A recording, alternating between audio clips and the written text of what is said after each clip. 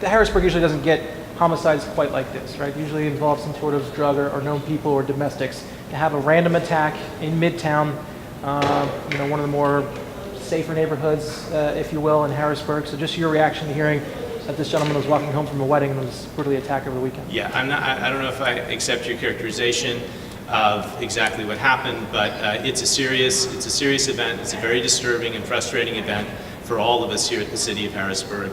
Our heart goes out to the family, and I understand why residents would be concerned and afraid. We are going to be increasing our police presence in that particular section of the city. As you know, we have saturation patrols. They have been out and about. They've been paid for with CDBG dollars. We've had them in Allison Hill. We've had them in Uptown. Now we'll be moving them into Midtown, and we'll be doing that in an effort to help reassure the public. Harrisburg is safe. This is a tragic event, and we're going to work hard to get it solved. The police and police chief and Captain Olivera may have some more details to announce at 2:30, but I have been briefed on the situation. It is a very specific act of violence. It's one that should be condemned, but it's not one that I think should give wider spread concern to the populace that there's something going on. This is a crime of opportunity, and it's very unfortunate that it happened. What do you mean? Yeah. Since it's been warmer out, and these tend to happen when it gets warmer? There have been increased patrols, and we have been doing saturation patrols and increased walking patrols. And in fact, both of those are occurring simultaneously. The saturation patrols involve officers from other agencies beyond just the city and the county. The walking patrols are Harrisburg City officers. You'll see more of that in Midtown as well as in the rest of the city. So they're out and about. Actually, in general, it has been, aside from this incident, it has been, I think, a relatively quiet start to the summer. The police are out, and they're going to be saturating all the neighborhoods. So you think it's not going to be a deterrent for people coming in from out of town? Not taking any questions from the pen line. You're kidding. Anything else? Do you believe this will be a deterrent to people coming in from out of town? I hope it won't. I hope that people will recognize that the city is safe. This occurred, at 1:30 in the morning. It's not a time during which families or others will be coming into the city for the 4th of July, and the police presence is strong, and we will catch over to this. This past Sunday on the 19th at 1:29 in the mornings, Harrisburg Police received a call for a male that was assaulted. Officers responded to the area of the 1200 block of Green Street. It was at this location where they found a male face down. He was unresponsive, had head trauma and neck trauma. EMS was summoned to the location, and they pronounced him deceased at that time. He was later identified as Stephen Esworthy, white male, 32 years of age. From what we've been able to determine, he was walking from the downtown area into the Midtown area. He had been attending a wedding earlier that day, and he was in the downtown area. He was walking back to a family member's residence, and as he was walking back to that residence, he was attacked from the rear, from behind him. We don't believe at this time that he was even aware of the attack. He was struck with an object which took him straight to the ground and where he died. We did put out some description of the male. He's supposed to be a black male, supposed to be tall, possibly 6 foot tall. He had jeans on. They may be light colored jeans or acid type wash jeans. He had a white tank top, but the tank top wasn't on him. It was actually around his neck, as if he took the sleeves out. We're asking anyone who has any information regarding this to please come forward. We spent yesterday and today canvassing that entire area for any video. We've been going through businesses today, checking any of those establishments to determine if they have video.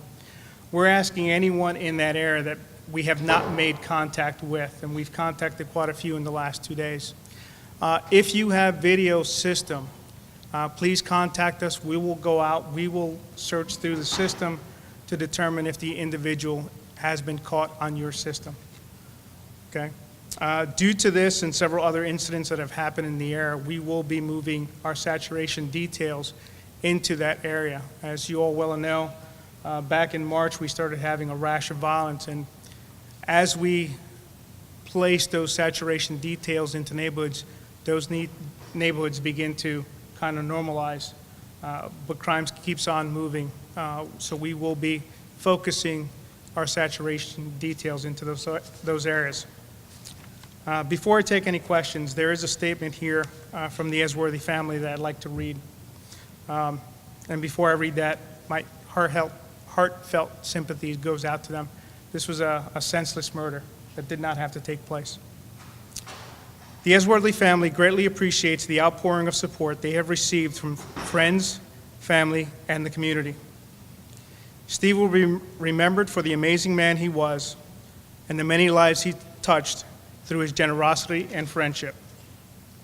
While the family is grateful to remember Steve's last day as a joyful celebration of his brother's wedding, the timing of this senseless, tragic act makes the resulting emotions much more difficult to process.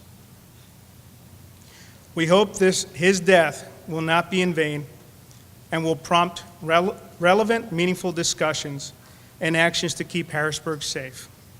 The family requests that the press respect their privacy as they begin to adjust to life without Steve.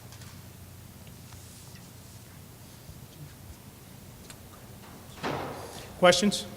Do you have any idea what kind of an object he was hit with? We do. We're not releasing that information for specific reasons. Only the people that were there know what the object is, so we're not putting that out. Do you have Was he the struck object? multiple times? We will know that to an autopsy. Do you have possession of the object or accused? We have possession of several objects. And how were you guys able to get the information that you received about the suspect or what he was wearing? We were able to find a couple witnesses that saw things from a distance, but not close enough to. Okay. And you mentioned that he was also robbed. What was taken? Right now, it looks like money and personal belongings. Can you say how much money? Not at this time. Can you say if it's connected to any, if you think it's connected to any other similar muggings, or have there been similar muggings in the area? At this time, it's too early to tell if there's any association between this and any other crimes. Do you think that, when the autopsy is performed, was it hit in the head or the fall on the pavement or a kind of combination of both that led to the fatal wounds? We don't speculate. We'll let the autopsy give us those results.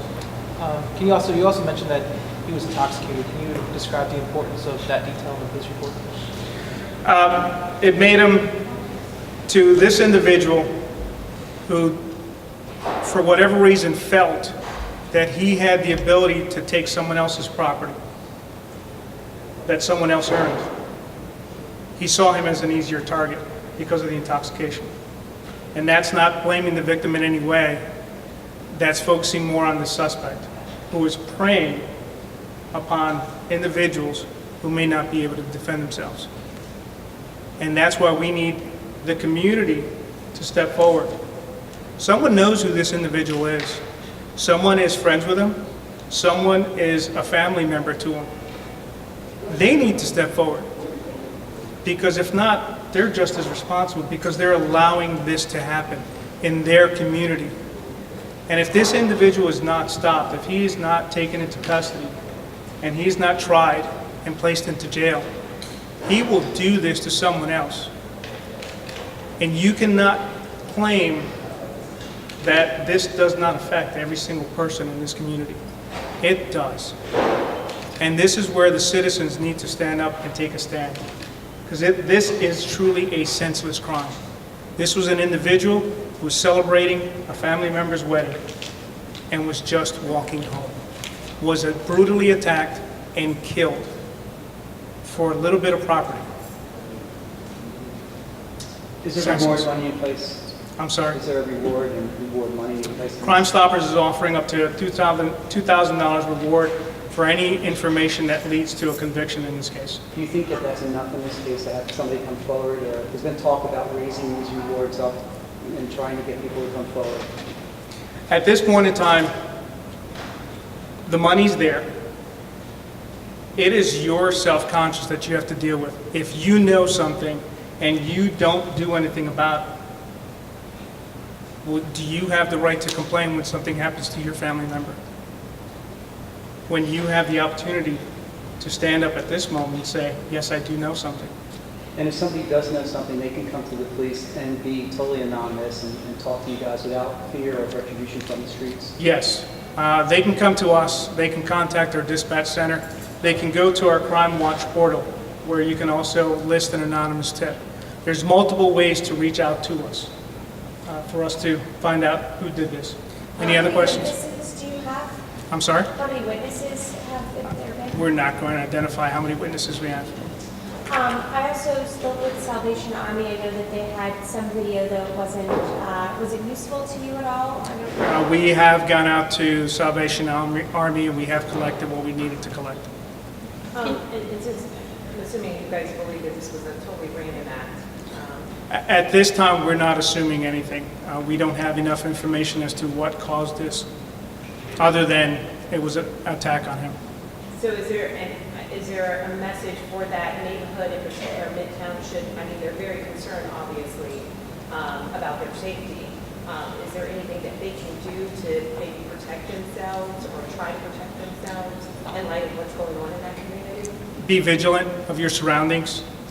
Also, if you're traveling at night and you may not be able to protect yourself well, have someone to go with you. Take a taxi or Uber to go back to your residence, so we have some semblance of knowing that you'll get there without any injuries. Without drawing any connection to any other muggings, can you describe what has been happening as far as robberies in that neighborhood recently, like the number or the different incidents, and whether it's been an increase recently? There has been an increase recently, and that may be to the saturations that we've had in other areas of the city. So you think it's like whack-a-mole sort of? You hit one area and then they kind of flood to another area? That's happened historically, yes. Is there a way to quantify, though, the number of robberies that have happened in that I area? don't have that with me right now. When is the autopsy scheduled? Autopsy scheduled for tomorrow. Okay. Any other questions? Can you talk about, I know you just posted the stabbing and the other mugging that happened. I think there was one on the 18th, one on the 17th. Both were kind of in the, same area. Was it two males?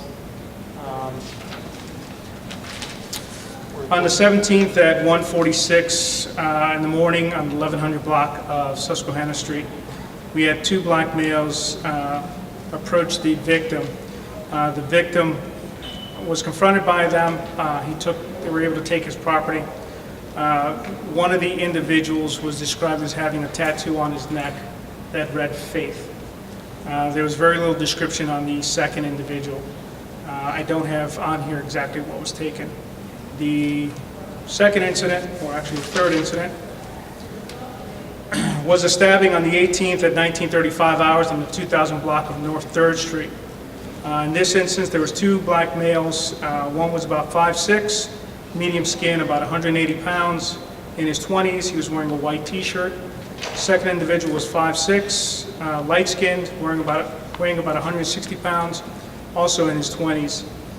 Victim states that they walked past him, said a couple things, and just attacked him. He was stabbed 4 times in the arms. They were not very deep. At this time, we don't know if there was any personal connections between the victims and the two assailants. Is there any connection between the one on North 3rd Street and Susquehanna? Some similar descriptions? I can't make the assumption that they're the same.